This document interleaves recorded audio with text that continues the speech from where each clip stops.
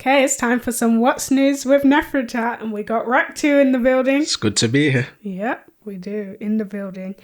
And we actually there's a little bit going on lately, so we have a few different headlines, but I thought this one would be good for you to speak on. Okay. And it's 5 planets line up with moon in the night sky. So yeah, wow. It's an interesting one. Very interesting. We're quite obviously in this day and time where we're seeing these type of rare occurrences.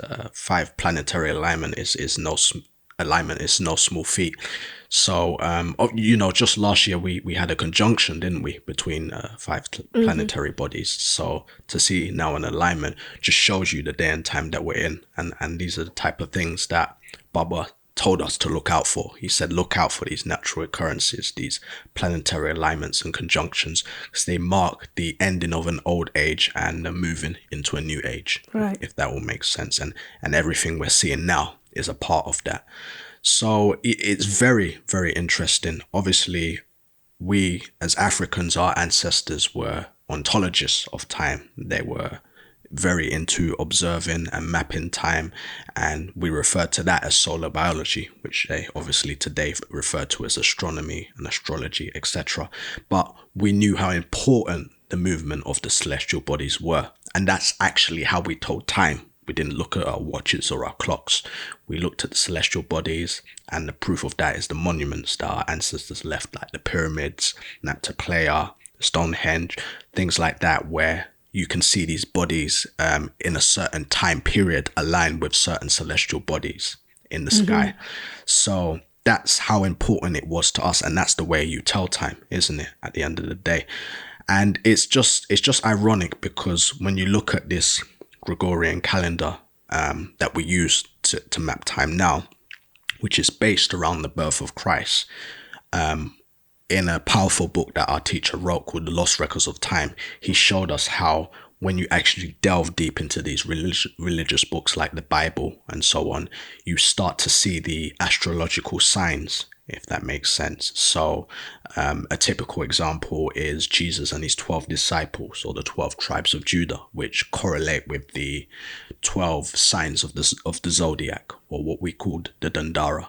And also Jesus's birth was marked by a planetary conjunction as well. So what our teacher explained was that the 3 wise men on a celestial level were 3 bodies that were in conjunction with each other, if that makes sense, or 3 planetary bodies that were in conjunction with each other.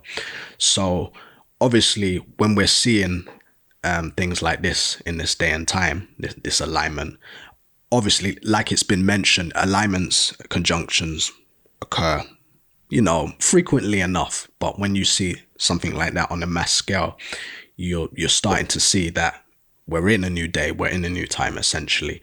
And Masters pointed out things like how these alignments can have an effect on the planet itself. So as an example, the alignment of planetary bodies has a gravitational pull on one another and affects the planet. So this is why you start to see natural occurrences like floods, tornadoes, hurricanes, etc., the change of the weather. He also explained that, and we have this saying in our culture, don't we, as above, so below. So he also explained that whatever happens in the heavens, so to speak, has an effect on here on Earth, and vice versa. So when we're starting to see these planetary alignments, this shifting out of the age of Pisces into Aquarius according to the precession and things like that, what we're seeing is a different kind of energy being permeated on the planet. And there's actual tangible things you can look at when we're saying this. So the fact that we're in this day and age now where people have a completely different mindset. It's more of an entrepreneurial mindset. For instance, people are on social media, on the internet, doing their own things, creating their own businesses. We're starting to see the consciousness elevate in terms of our people, black people all around the world, and particularly in terms of the females. And these are things that the Masters pointed out in, for instance, when he wrote the precession change. Actual fact. So these energies or these alignments have an actual effect on the planet. So hearing that, it's wow, it's what a beautiful day and time we're living in. A scary day and time, because we're seeing a lot happening, but at the same time, change is scary, isn't it, at the end of the day? So it's a beautiful day and time. Yeah, it's perhaps time for replenishment. It is indeed.